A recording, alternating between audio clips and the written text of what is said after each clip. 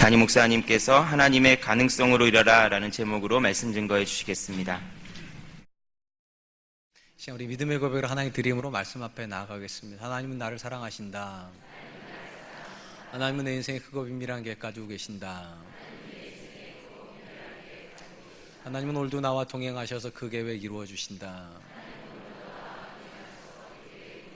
아멘. 그렇게 될 줄로 믿습니다. 아멘. 사람을 동물과 구별 지어주는 가장 큰 특징은 바로 이성이라고 하는 독특한 인식 능력입니다. 일반적으로 동물은 감각적 능력을 통하여서 충동에 반응하여 그렇게 행동을 합니다.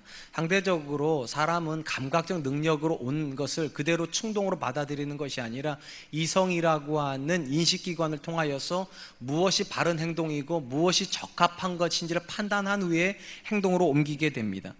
물론 사람도 충동이라는 걸 느끼기 때문에 때로 우리 주변에 있는 사람들 중에 충동에 사로잡히는 사람도 있겠지만, 일반적으로 사람은 충동을 바로 행동으로 옮기지 않고 중간에 이성이라고 하는 여과장치를 가지고 있다는 것이 사람을 가장 사람답게 만드는 증거가 아닐까 싶습니다.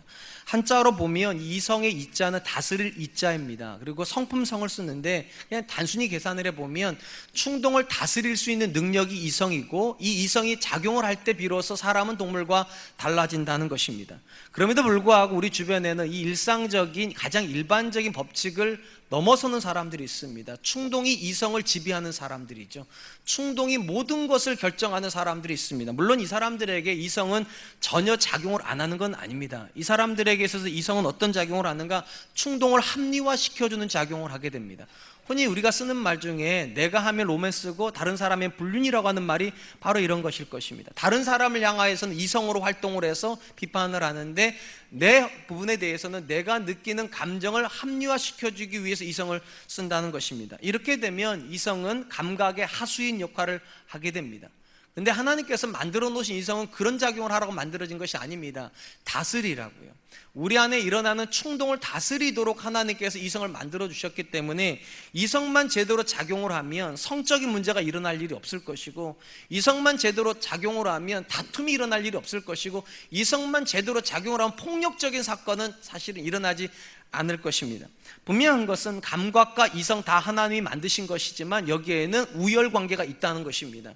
감각 위에 이성이 존재해야 됩니다. 이성에 의해서 감각이 통제될 때 비로소 사람은 동물과 구별이 되는 것입니다.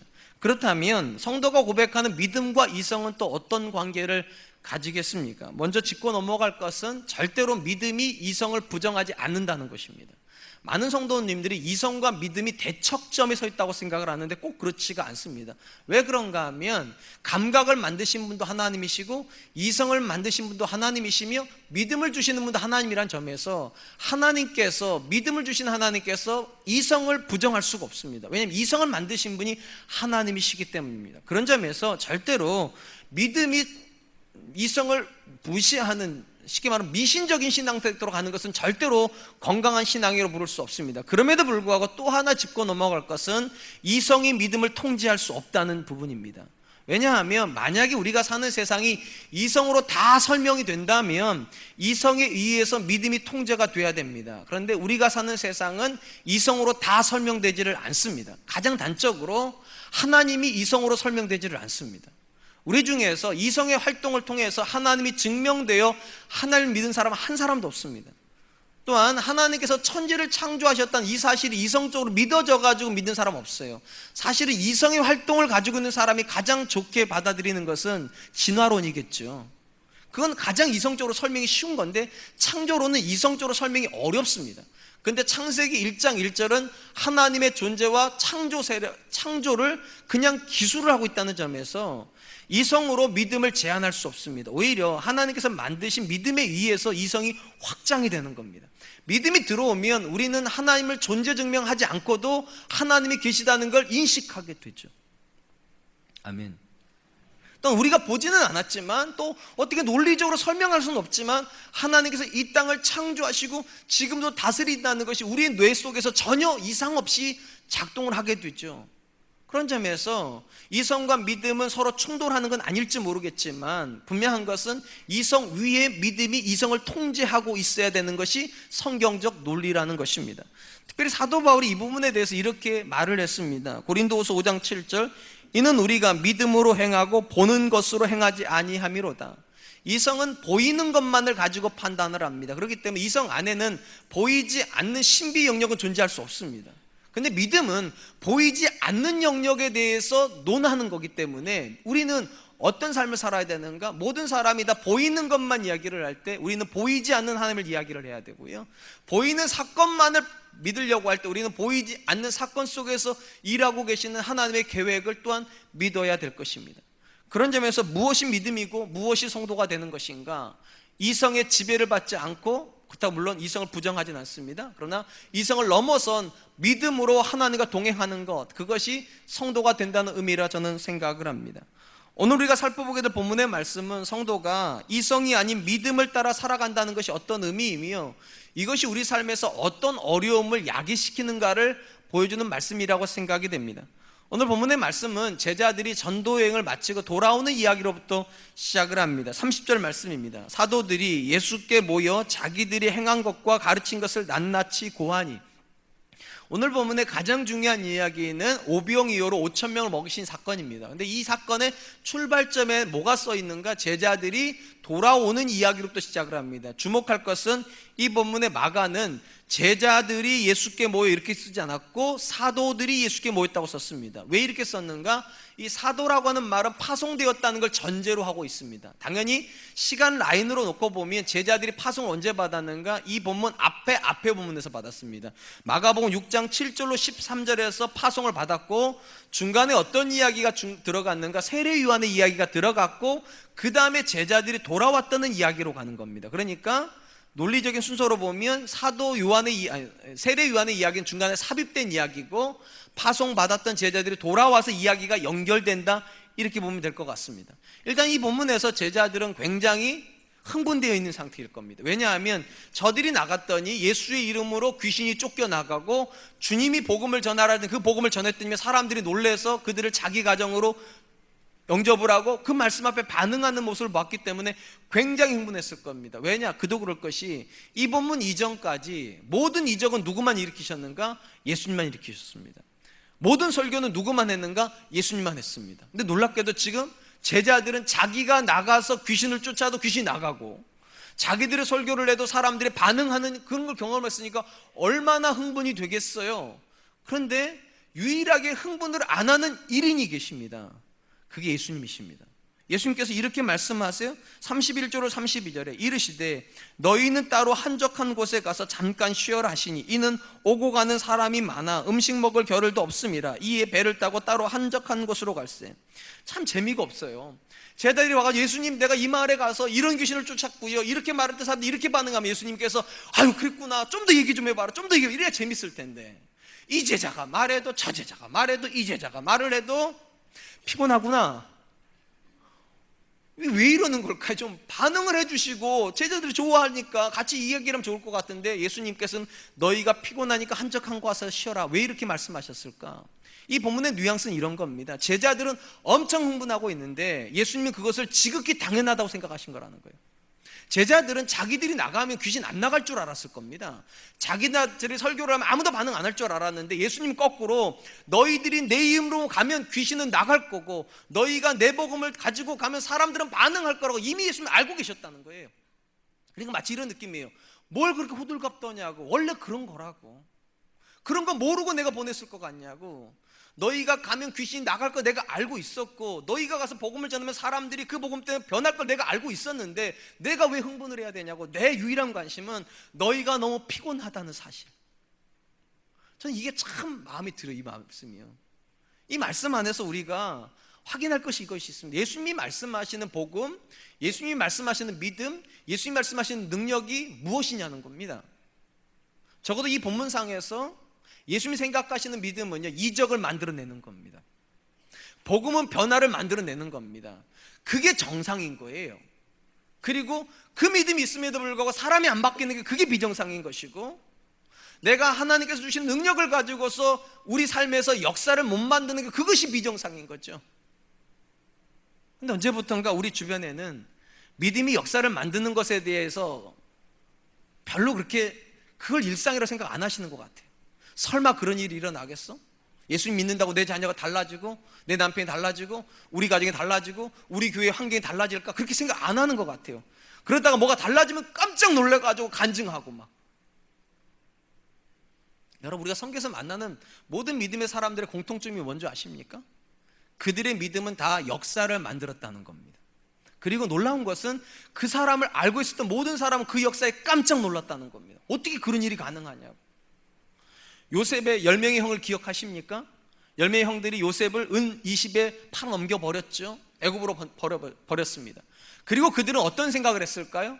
요셉이 죽었을 거라고 생각을 했을 겁니다. 그런데 그들이 만난 역사는 어떤 역사였습니까? 22년이 지났을 때 형들이 요셉 앞에 섰을 때 요셉은 형들을 알아보는데 형들은 요셉을 못 알아봅니다. 왜 못 알아볼까요? 상상도 할 수 없는 일이 이루어졌기 때문이에요. 요셉이 애굽의 총리가 돼버린 겁니다. 믿음이 역사를 만든 거예요. 다윗의 세 명의 형을 기억하십니까? 7명의 형 중에 3명의 형이 전쟁에 이제 징집이 돼가지고 블레셋이랑 싸우러 갔습니다. 아버지가 다윗을 전쟁 때 보내죠. 그때 형들이 뭐라고 말합니까? 네가 전쟁을 구경 왔다고. 왜냐하면 형들의 기준에서 이 막내 동생 다윗은 돌멩이나 좀 던질 줄 알지 절대로 골리앗을 쓰러뜨릴 수 있는 애가 아니에요. 이스라엘의 어떤 탁월한 군사도 골리앗을 이기지 못했는데 어떻게 다윗이 이기겠어요? 근데 놀라운 것은 그 형들이 조롱했던 그 다윗이 돌멩이를 들고 가가지고 골리앗을 쓰러뜨려 버려요. 믿음이 역사를 만들죠. 기드온을 기억하십니까? 겁쟁이였습니다. 그는요. 근데 하나님께서 그에게 300용사를 주시고 13만 5천이랑 싸우라고 그러십니다. 그때 기드온도 자기를 못 믿어요. 근데 놀라운 것은 믿음이 역사를 만듭니다. 구약만 그랬냐? 아닙니다. 신약도 똑같죠. 예수님께서 12제자를 뽑으셨을 때 그 중에 능력 있는 사람 한 사람도 없었습니다. 배경 좋은 사람 한 사람도 없었습니다. 다 그들은 변방 출신이고 이스라엘 사람들 중에서도 특별히 가장 질이 안 좋은 지역에 해당되는 사람들 중에서 뽑힌 겁니다. 누구도 이 사람들이 교회 역사를 쓸 거라 생각 안 했습니다. 근데 놀랍게도 이 12명의 하찮은 존재들이 세상을 뒤집어 엎는 역사를 만듭니다. 성경이 우리에게 기록하는 모든 역사는 공통점이 있습니다. 예수님을 믿고 하나님을 믿었는데도 아무 일도 안 일어나는 사람은 없다는 겁니다. 그게 오히려 이상하다는, 그게 오히려 예수님을 믿고 변화가 일어나고 예수님 때문에 역사가 새로 쓰여지면 그건 당연한 거라는 거예요. 오늘 보면 예수님께서 왜 흥분을 안 하시는가? 너무 당연한 일이니까. 그게 사랑하는 성도 여러분, 여러분들에게 믿음은 무엇입니까? 매 주일마다 듣는 이 말씀이 여러분들에게 갖는 의미가 무엇입니까? 제가 오늘날 성도님들과 특별히 우리 자녀 세대를 보면서 느끼는 공통적인 감정 하나가 있습니다. 무기력감이요. 예수님 믿는데 의욕이 없어요. 얼굴에서 활기가 안 느껴져요. 왜 그럴까 도대체? 그럼 왜 믿으세요 도대체?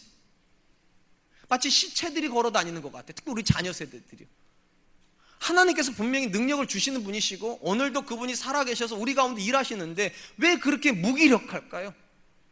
제가 우리 아들들 보면서 참 답답한 게 그겁니다. 우리 아들들은 저보다 잘생겼어요. 뭐 당연하죠. 똑똑해요. 당연하죠. 배경적으로도 굉장히 좋아요. 자기 방도 있고 자기 책상도 있고 학원도 다니고. 모르셨어요? 그래요. 근데 저는 어릴 때 한 번도 제 방 가져본 적도 없고 책상도 없었고 침대도 없었고 학원도 제대로 다녀보지도 못했고 이렇게 무식한 아빠는 매일같이 할 수 있다고 말을 하는데 그렇게 유능한 우리 아들들은 안 된대요. 도대체 뭐가 문제일까요 도대체?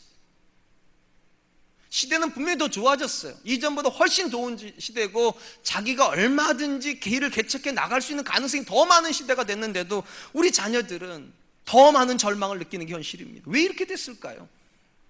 하나님 믿는데 하나님 죽으신 것도 아니고 지금도 똑같이 우리 가운데 일하시는데 왜 믿음의 역사가 일어나지 않을까요? 이건 간단해. 기대하지 않기 때문입니다. 믿음이 역사를 만들 거라고 기대를 안 해요. 마치 제자들이 아무 생각 없이 나갔다가 기적을 만난 거랑 똑같은 거예요. 근데 우리가 성경에서 만나는 모든 믿음의 사람들은요 기적을 기대합니다. 그러니까 돌멩이를 들고 나가는 거예요. 그러니까 종으로 팔려갔는데도 절망하지 않고 기쁨으로 빗자루질을 할 수 있는 거예요. 300명을 데리고 나가면서도 기쁨으로 나갈 수 있는 이유는 기대감이 있기 때문이에요. 아멘. 감사합니다. 사랑하는 성도 여러분, 이성이 필요 없다고 말씀드리는 거 아닙니다. 이성이 있어야 됩니다. 그런데 이성만 활동을 하면 사람은 기분이 오르락내리락 하게 되어 있어요. 환경이 좋아지고 여건이 좋아지면 기분이 좋으시겠죠. 근데 내 이성에 의해서 환경이 다운되고 내 능력이 내려가는 것 같으면 기분이 오르락내리락 하겠죠. 근데 성경이 뭐라고 말합니까? 항상 기뻐하라고, 쉬지 말고 기도하더라고, 범사에 감사하라고. 왜요? 이는 그리스도 예수 안에서. 지금도 예수님이 역사하신다는 거잖아요. 지금도 하나님께서 우리 가운데서 살아계시다는 거잖아요. 그러니까 여러분, 뭐가 상식이어야 됩니까? 기적이 상식이어야 됩니다. 능력이 상식이어야 되고 변화가 상식이어야 돼. 그런 일은 일어난다. 반드시 믿음 안에서 내 자녀가 세상을 이길 수 있고, 믿음 안에서 얼마든지 정직하게 사업을 해도 세상을 이길 수 있고, 얼마든지 연약한 존재도 하나님께 쓰임 받으면 강한 존재를 쓰러뜨릴 수 있다. 아멘. 전 이 부분 너무 좋아요. 그랬어요. 예수님께서 흥분하는 제자들한테 왜 흥분하냐고, 흥분할 것 없다. 그건 지극히 당연한 거고, 내가 관심 갖는 건 너희들이 지치는 게 관심이라고. 그러니까 쉬러 가자고. 예수님께서 제자들이 고된 사역을 하고 오고 가는 사람들이 너무 많아서 먹을 것도 못 먹으니까 한적한 곳으로 가려고 제자들을 배를 태우고 가시는 장면이 그 다음에 이어집니다. 이 순간이 가장 이성적인 판단을 하는 순간이죠. 피곤해 하니까 쉬게 하자. 누가 하신 판단인가? 예수님이 하신 판단이에요. 저는 이게 너무 좋아. 이것도요. 여러분, 우린 이상하게요, 잘못된 신학을 많이 가지고 있습니다. 믿음만 가지고 있으면 다 된다. 아니에요. 여러분, 믿음이 있어도 피곤한 건 피곤한 거예요. 근데 너무 많은 분들이 믿음만 있으면 사람이 안 피곤한 줄 알아요. 그래서 이렇게 말해요. 목사님 그렇게 하나님 일하신다면서 왜 얼굴이 그렇게 죽어가시냐고. 왜 그러겠어요? 못 쉬니까. 그런 거 당연한 거 아니에요? 아무리 영적인 사람도 쉬어야 돼요.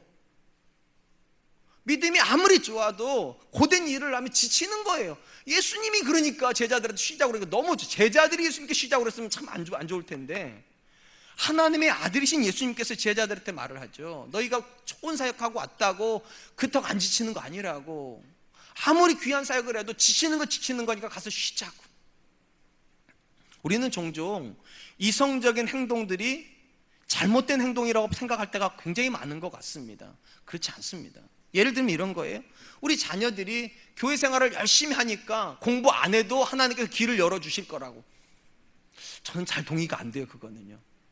내가 기도를 열심히 하고 있으니까 내가 집에 가서 남편을 잘 섬기고 살림 안 해도 하나님 우리 가정 행복하게 해주실 거라고.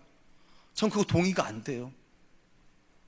내가 11조를 드리고 있으니까 사업이 잘 될 거라고. 저는 그거 동의 못 해요.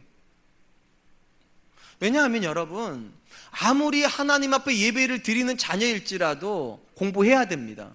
책을 펴야 지혜를 주실 거 아니냐고요. 책을 덮고 있는데 어떻게 지혜를 주시냐고요. 기도를 하셨으면 그 기도하신 지혜를 가지고 가서 콩나물국을 맛있게 끓여야죠. 그래야지 남편이 그 콩나물국의 은혜를 받고 교회로 오죠. 뭐 기도의 은혜 받고 오겠습니까? 11조를 하셨습니까? 하나님께서 내 사업의 주인이라 확신이 드시면 도전을 하셔야죠. 가셔서. 제가 성경에서 좋아하는 구절 중에 하나가 이거예요. 울며 씨를 뿌리는 자가 기쁨으로 단을 거둔다. 아무것도 안 하는데 하나님께 은혜 주시지 않는다니까요. 피곤하면 쉬어야 되고요. 공부 잘하고 싶으면 책을 펴야 되고요. 화목한 가정을 만들고 싶으면 요리 잘하셔야 되고, 죄송해요. 헌금을 많이 하고 싶으면 최선을 다해서 사업을 하셔야 돼요. 그리고 기도해야 되는 겁니다. 하나님, 내가 하지만 내가 못합니다. 하나님 도와주세요. 하나님께서 힘 주시면 내가 지금보다 더 잘할 수 있습니다. 그게 믿음이지. 믿음만 있으면 피곤하지도 않고, 믿음만 있으면 공부 안 해도 되고, 믿음만 있으면 가정 안 돌봐도 되고, 믿음만 있으면 사업 열심히 안 해도 되고. 그거 다 이단이 가르치는 겁니다. 이단들은 다 집어치우라고 그러잖아요. 하나님 다 해주신다고. 그냥 와가지고 기도만 하라고. 그거 복음 아닙니다. 복음은요, 피곤하면 쉬어야 됩니다. 복음은요, 공부할 아이한테 공부하라고 말해야 되는 겁니다. 살림 안 하는 아내한테 살림하라고 가르치는 게 복음이고요. 사업 열심히 안 하는 집사님한테 사업 열심히 하라고, 그게 복음이에요. 그러니까 이성을 절대로 부정하지 마세요. 물론 이성에 매이면 안 된다고 제가 말씀드렸어요. 이성에 매이는 건 이거예요. 내가 이렇게 하니까 이런 결과가 나오겠지. 아닙니다. 이성은 일을 심으면 일을 걷는 게 이성이라면, 믿음은 일을 심어놓고 100도 거둘 수 있어요. 하나님이 능력 주시면. 그러니까 기도하는 거죠. 그러니까 하나님 앞에 은혜 달라고 간청하는 거죠. 그러니까 여러분, 제가 피곤해하면 뭐라고 그러셔야 됩니까? 목사님 쉬세요 그러세요. 그게 정답이에요. 목사님 기도 더 하세요 그러지 마세요. 근데 너무 많은 분들이 교회에서는 그냥 무조건 믿음이면 되는 줄 알아요. 제가 믿음을 부정 안 해요. 근데 하나님께서 육체를 주셨고요, 우리가 삶의 공간을 주셨다면 그 공간에서 살아야 될 이성적인 판단도 필요합니다. 예수님께서 지금 이성 부정하지 않으시고 제자들을 배에 태우시고 가자 그러셨습니다. 이제 모든 게 쉬울 것 같아요. 피곤해하는 제자들 데리고 예수님께서 한적한 곳으로 가 쉬기만 하면 될 것 같은데 여기에 변수가 등장합니다. 예수님이 배를 타고 갔는데 저쪽에 사람들이 예수님이 타신 배를 알아봅니다. 그리고 길로 그 배를 따라서 옵니다. 여기서 이제 판단이 두 가지가 나옵니다. 뱃머리를 돌릴 것인가, 아니면 도착해가지고 사람들 흩어버릴 것인가, 오늘은 영업 안 합니다, 내일 오세요 이럴 것인가. 근데 예수님께서 도착하자마자 어떤 결론을 내리셨는가? 마가복음 6장 34절, 예수께서 나오사 큰 무리를 보시고 그 목자 없는 양 같음을 인하여 불쌍히 여기사 이에 여러 가지로 가르치시더라. 예수님 다른 곳으로 가지도 않으셨고 사람들 흩지도 않으시고 쉬러 가셨던 그 지역에서 일을 하셨답니다. 이유는 딱 하나, 목자 없는 양 같음을 보시고 긍휼히 여기셨다고. 요한복음에 예수님은 어떤 분으로 나오시는가? 선한 목자로 나오십니다. 본인이 피곤하다고, 본인이 힘들다고 양을 외면하지 않으시고 오히려 양에게 모든 것을 맞추어 주시려고 하시는 선한 목자예요. 오늘 본문도 역시 제자들은 쉬게 놔두신 것 같아요. 그리고 본인이 저녁 늦은 시간까지 사람들을 가르치셨습니다. 이때 누가 문제의식을 느꼈는가? 제자들이 문제의식을 느꼈습니다. 그래서 예수님이 와서 이렇게 말을 하죠.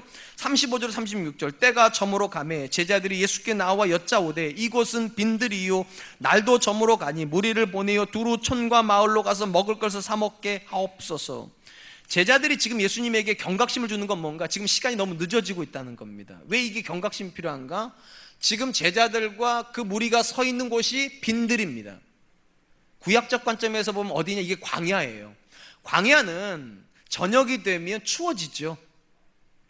모르시지 않죠? 다 아시는 거죠. 그리고 광야는 아무것도 먹을 것을 못 구합니다. 그러니까 제자들 생각에 늦어지기 전에 빨리 마을로 돌아가야 되고 그래야지만 돈으로 먹을 것을 사 먹는 시간에 맞춰갈 수 있다는 거예요. 그러니까 빨리 보내라고.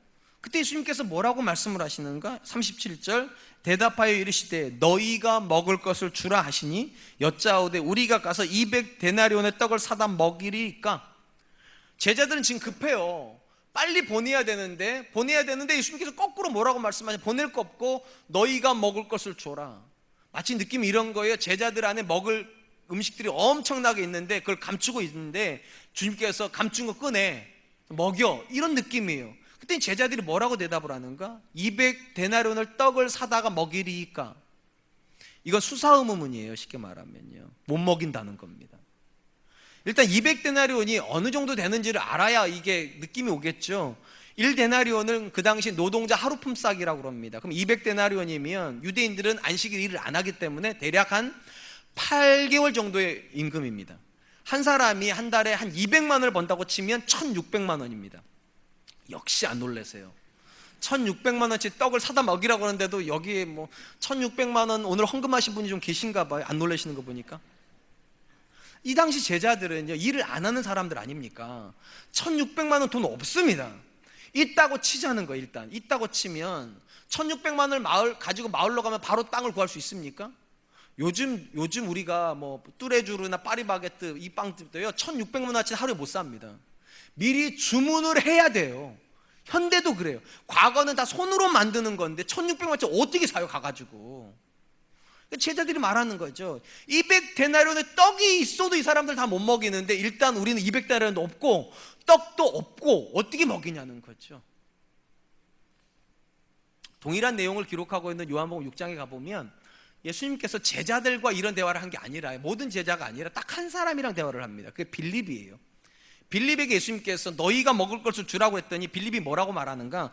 우리가 어디서 떡을 사서 이 사람을 먹이리까? 현실적인 대답이 나와요. 이 5,000명을 먹이려고 그러면 떡이 있어야 될 텐데, 돈은 두 번째 치고 떡이 있는 장소가 있어야 되는데 하루에 어떻게 이 많은 떡을 구하냐는, 어디서 이 많은 떡을 구하겠냐고. 현실적인 이야기죠. 그때 예수님께서 왜 그런 이야기를 하셨는지 요한이 이렇게 기록을 합니다. 요한복음 6장 6절, 이렇게 말씀하심은 친히 어떻게 하실지를 아시고 빌립을 시험하고자 하심이라. 현상적인 느낌이 이런 거예요. 제자들이 풀지도 못할 문제를 예수님께서 내신 것 같아요. 근데 예수님은 이미 그 문제를 풀 계획을 가지고 계셨다는 겁니다. 그런 점에서 너희가 먹을 것을 주라고 하는 이 문제는 절대로 답이 없는 문제가 아닙니다. 답이 있습니다. 근데 제자들은 이것이 답이 없다고 느껴집니다. 왜 답이 없다고 느낍니까? 내가 풀어야 된다고 생각하니까요. 내가 줘야 된다고 생각하니까요. 제자들에게는 없거든요, 지금 이 떡이요. 아니, 이 땅 어디에도 제자들 없다고 생각하는 거죠. 그러니까 답이 없으니까 200데나리 떡을 사다가 먹여야 하는 겁니까? 빌립은 어디서 이 많은 떡을 구해야 됩니까? 물어보는 거죠. 제자들은 지금 이성적 계산을 합니다. 우리가 어떻게 먹이지? 여러분, 하나님께서 저와 여러분들에게 문제를 던지실 때 많은 경우 왜 답이 없다고 생각하는 줄 아세요? 이성으로 계산하니까요. 내가 해야 되고 내 자식이 해야 되고 우리가 해야 된다고 생각하니까 언제나 답이 없다고 생각되는 겁니다. 하나님이 던지시는 모든 문제는 우리에게 답 없습니다. 왜 의인이 믿음으로 말미암아 산다고 하셨을까요? 이성으로 살지. 하나님께서 던지시는 문제는 믿음으로밖에 못 풉니다. 그리고 그 모든 믿음은 내 가능성이 아니라 하나님의 가능성입니다. 모세가 자기 능력으로 홍해 가른 거 아닙니다. 모세가 자기 힘으로 만나 매출하기 가져온 거 아닙니다. 오직 하나님의 능력으로요. 근데 이 본문의 제자들은 지금 이성에 갇혀 있는 겁니다. 이성에요. 200데나리온의 떡으로도 부족한데 이 떡을 도대체 어디서 구할 것이며 그 돈은 또 어디서 나올 것인가? 주님이 말도 안 되는 일을 우리에게 하신다고 지금. 사랑하는 성도 여러분, 여러분들에게 생각하시는 신앙과 믿음의 본질은 무엇입니까? 많은 정의를 내리실 수 있을 것 같아요. 여러분들이 저한테 물어보시면 저는 언제나 답이 똑같아요. 나를 떠나서 너희가 아무것도 할 수 없다. 이 말을 뒤집어 놓고 보면 내 안에 있으면 어떤 것도 된다는 거예요. 그래서 바울이 뭐라고 말했습니까? 내게 능력 주시는 자 안에서 내가 모든 것을 할 수 있다. 쉽게 말하면 믿음은요, 나를 증명하는 거 아니에요. 너무 많은 분들이 믿음을 나를 증명하는 줄 알아요. 내가 내 자녀를 어떻게 키웠는지 사람들 보여주려고, 내가 사업을 어떻게 했는지 사람들 보여주려고, 내가 얼마나 유능한지 사람들 보여주려고 그렇게 믿음 생활을 한다고 생각을 해요. 아니에요. 믿음 생활의 본질은 나를 증명하는 게 아니라 내 안에 계신 하나님을 증명하는 거예요. 나를 떠나서는 너희가 아무것도 할 수 없다. 근데 그 말씀에 보면 어떤 말이 나온 줄 아세요? 저가 내 안에, 이 사람이, 내가 저 안에, 저가 내 안에 있으면 이 사람은 과실을 많이 맺는다고. 우리는 우리를 증명하라고 부름받은 사람 아닙니다. 하나님께서 문제를 던지실 때에도 중요한 건 이겁니다. 우리가 풀라고 던지신 거 아니에요. 그분이 푸시는 걸 보라고요. 하나님이 문제를 풀어가는 걸 보라고요. 거기서 필요한 건 믿음이에요. 하나님께서 지금도 살아계시고 지금도 하나님께서 일하신다는 이 믿음이요. 이 이야기를 다시 한 번만 생각해 보세요. 예수님께서 제자들을 배를 태워가지고 갈 때 뭐가 목적이었습니까? 쉼이 목적이었습니다. 쉼을 주겠다고. 근데 지금 이 본문은 쉼을 안 주시고 문제를 던지시고 계세요. 짐을 던지고 계세요. 이야기가 거꾸로 가버리는 거죠. 쉼을 주실 거면 문제를 일으키지 마셔야지. 근데 왜 문제를 일으키시고 쉼을 이야기하실까요? 이 본문에 진짜 쉼을 가르쳐 주는 게 여기 있습니다. 진짜 쉼. 진짜 쉼은요, 문제가 안 일어나는 게 아닙니다. 진짜 쉼은 그 문제를 풀어주는 존재가 있다는 걸 인식하는 거예요. 그게 인식이 되면 쉼이 온다는 거예요. 최근에 우리 큰아들하고요, 제 아내가 했던 이야기를 제가 한번 해드릴게요. 제 아내가 인터넷으로 옷을 4벌을 사셨습니다. 2부 때는 가격을 얘기했는데 제 아내가 전화를 하셨어요. 가격은 얘기하지 말아달라고. 너무 싼 걸 사셨어요. 너무 싼 걸. 그랬더니만 2부 끝나고 갔는데 엘리베이터에서 한 권사님이 그랬다는 거예요. 사모님 비싼 거 입으시라고. 그래서 자기가 너무, 원래 비싼 건데 싸게 산 건데 어쨌든 4개를 샀어요. 너무 싸게 샀어요. 여러분의 상상 이하로 싸게 사셨어요. 예, 그랬어요.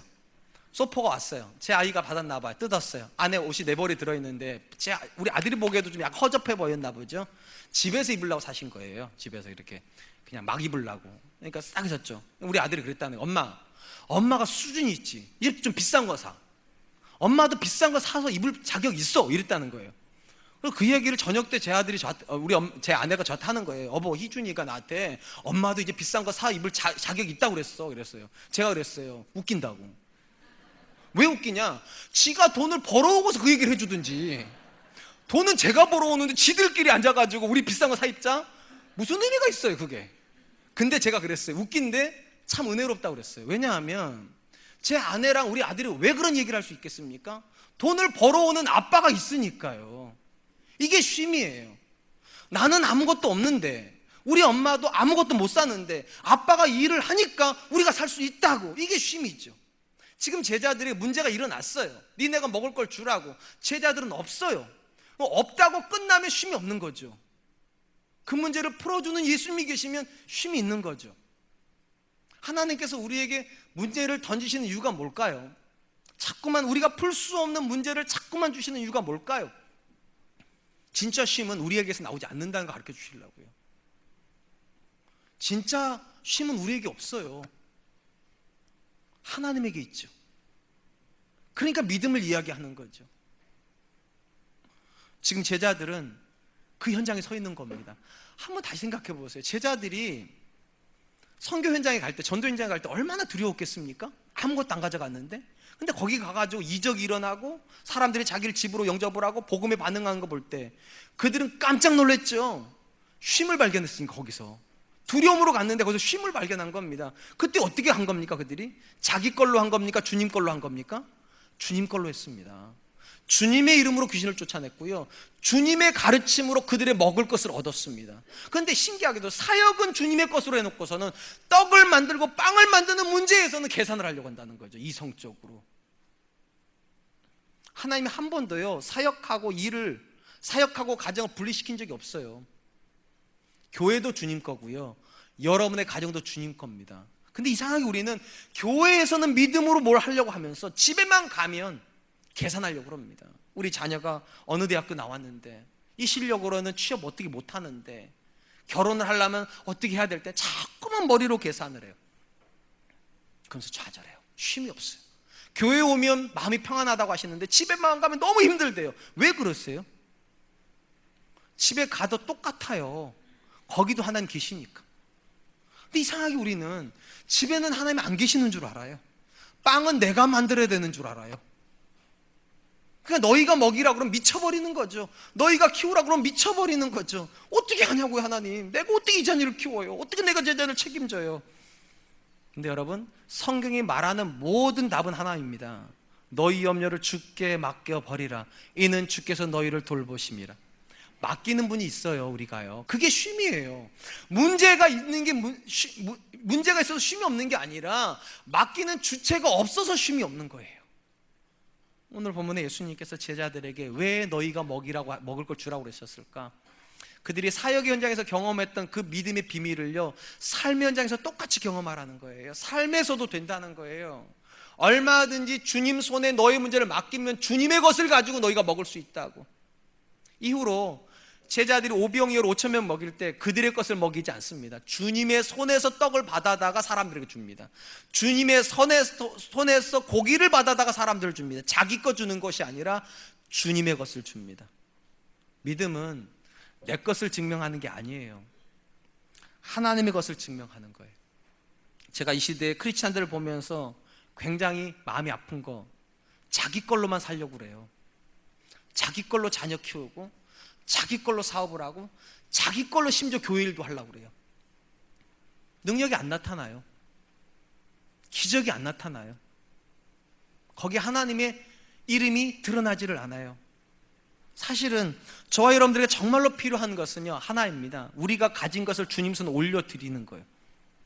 그게 진짜예요. 그리고 쉼을 경험해야 돼요. 내가 내 자녀를 키우는 게 아니라 하나님이 키워주시는구나. 전 진짜로 그렇게 믿어요.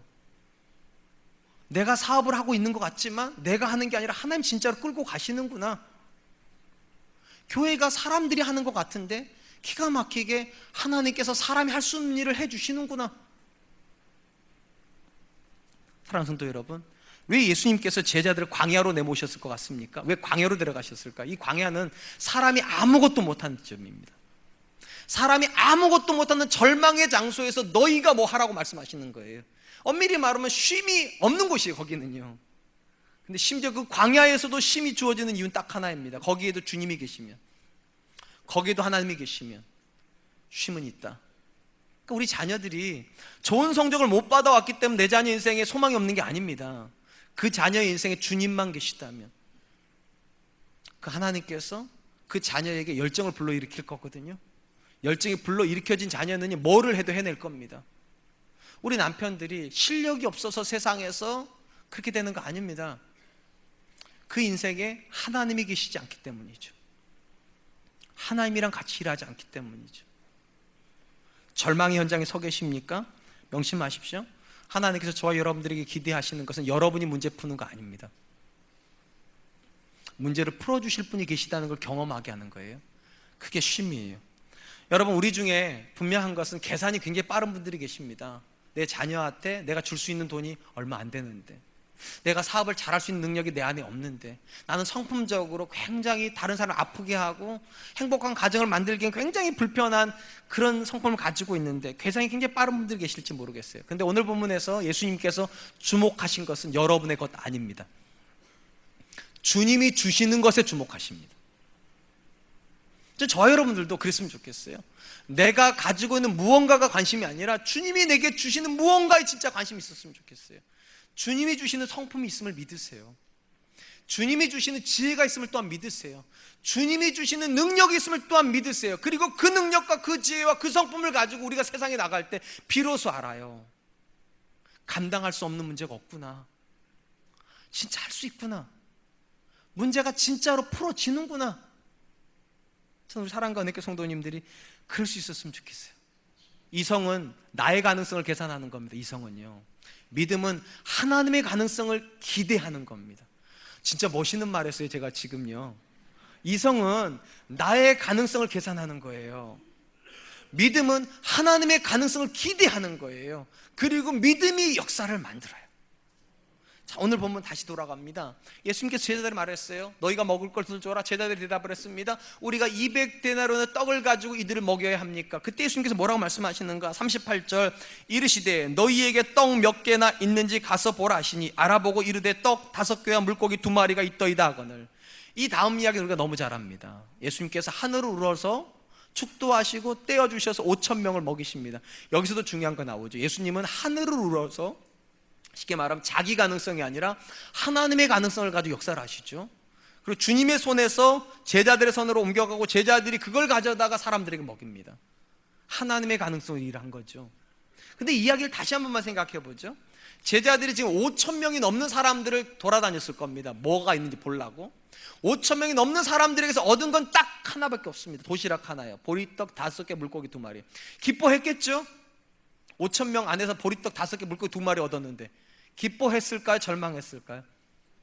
절망했을 겁니다. 이거 가지고 뭐 할까 도대체? 이거 가지고 누구 코에 붙일까? 우리 그런 얘기 하지 않습니까? 절망했을 겁니다. 근데 이 본문에 어디에도 절망이 안 나와요? 왜 절망이 안 나오는 줄 아십니까? 성경적으로 말을 하면 모든 절망은요, 가능성이 내 안에 머물러 있을 땐 절망입니다. 근데 그 아무리 작은 가능성이라도 주님 손으로 옮겨지면 소망입니다. 여러분이 키우신 자녀가 가능성이 정말로 적어도 그 자녀를 주님 손에 옮겨 놓으시면 소망이 생길 겁니다. 여러분의 능력이 아무리 적을지라도 그 능력을 주님 손에 올려드리고 주님 도와주십시오 간구하는 순간부터 소망이 생길 겁니다. 우리 부모가 우리한테 아무리 나쁜 성품 물려줬어도 하나님 이 성품 가지고도 주님 일해달라고 기도하기 시작하시면 성품을 바꿔주실 겁니다. 그러니까 정확히 말하면 환경이 저와 여러분을 절망시키는 거 아닙니다. 환경을 내 손으로 잡고 있는 게 절망인 거죠.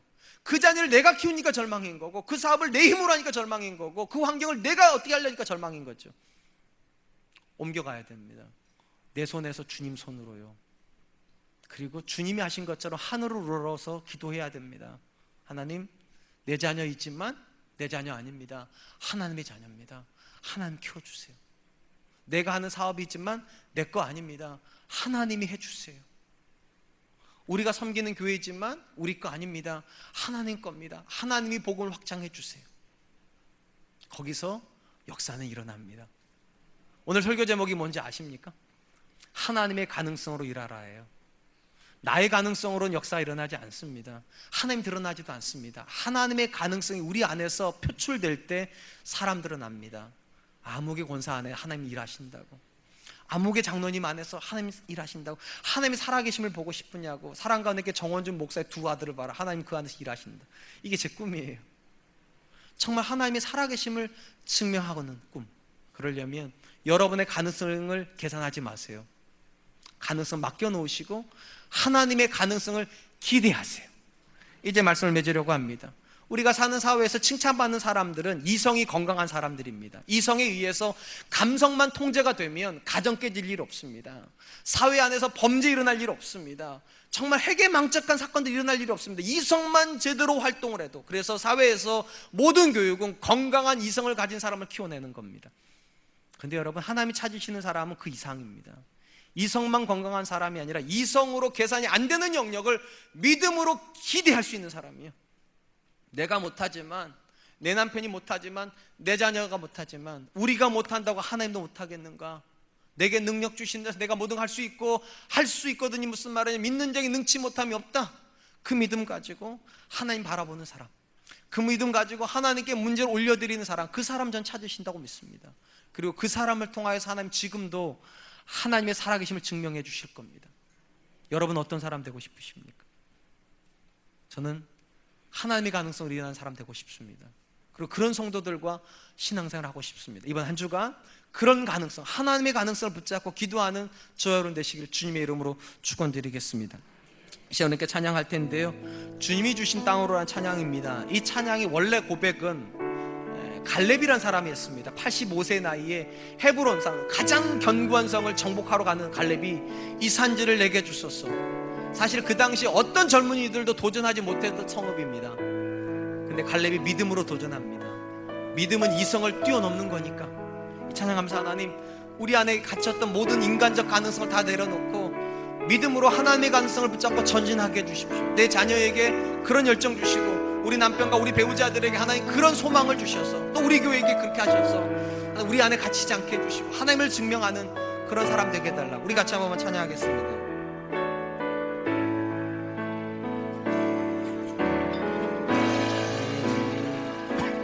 주신 땅으로 한 걸음씩 나아갈 때 예수만은 적들과 견고한 성이 나를 두렵게 하지만 주님을 신뢰함으로, 주님을 신뢰함으로, 주님을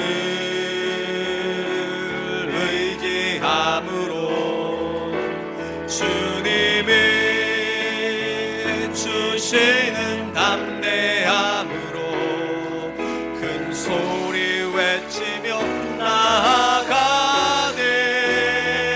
이 산지를 내게 주소서. 그날에 주께서 말씀하신 이제 내가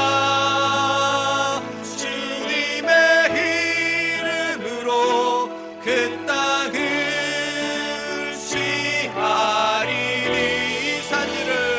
이 산지를 내게 주소서. 그날에 주께서 말씀하신 이제 내가 주님의 이름으로 그 땅을